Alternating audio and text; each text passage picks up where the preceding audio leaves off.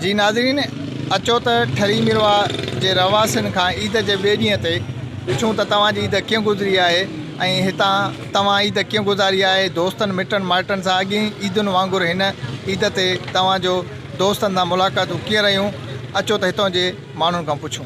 महसूस ही कान थी त ईद थी आहे या आहे। ईद जो त सिर्फ़ु नालो आहे, बाक़ी ईद त कान्हे। न ख़रीदारी करे सघियाऊं, 50 ॾींहं अॻु में दुकान बंदि, कारोबार बंदि, धंधा बंदि, घर वेठे वक़्तु गुज़ारियो आहे।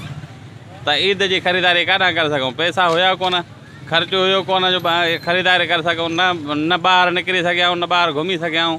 हे ईद अॼु जेका दुकान खोलियो आहे वेठा आहियूं। हाणे जेकॾहिं वधीक या लॉकडाउन कंदा त पोइ त जेका ख़ुदकुशी करण जहिड़ा असां थी वेंदासीं। न असां वटि न अटो आहे, न ख़र्च आहे। हा, महसूस इहो कयो आहे त जुज़वी ईद कई आहे। लॉकडाउन रहियो आहे, न दुकान खुलियल हुया, न ग़रीबनि खे कपिड़ा वरिता, न ग़रीबनि खे पूरो खाधो मिलियो।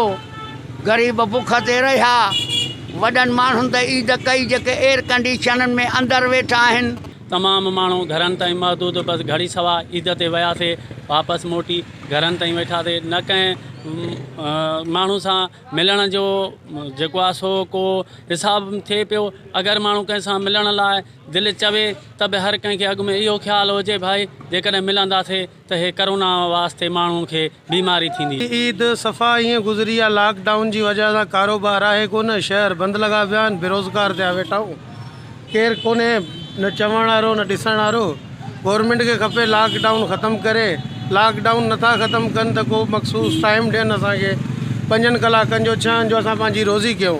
माण्हुनि वटि ॿ रुपया हूंदा त गोश्त बि खाईंदो न, जॾहिं पैसो ई न हूंदो, दुकान बंदि हूंदा, गोश्त किथां खाईंदा।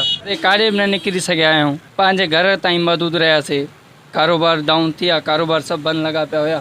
बसि घर खां दुकान, काॾे बि न निकिरी सघियासीं, न ईद नमाज़ पढ़ी ते कारोबार बंदि लॻो पियो, काॾे माण्हू पढ़े। असां कंहिंसां बि न ख़रीद बि का शइ न कई आहे, कंहिंसां मिलण बि न विया आहियूं, ग़रीब माण्हू आहियूं।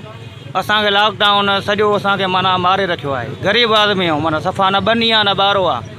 हे जेके हुकूमत वारा इमरान ख़ान पैसा पियो हलाए, इहे बि असां ग़रीबनि खे कुझु न मिलियो आहे। जी नाज़रीन, ठरी मिरवा जे रवासिन ईद कीअं गुज़ारी, हितां जे रवासिन ऐं उन्हनि वापारियुनि, दुकानदारनि ऐं आम माण्हुनि जा वीचार मां ॿुधा।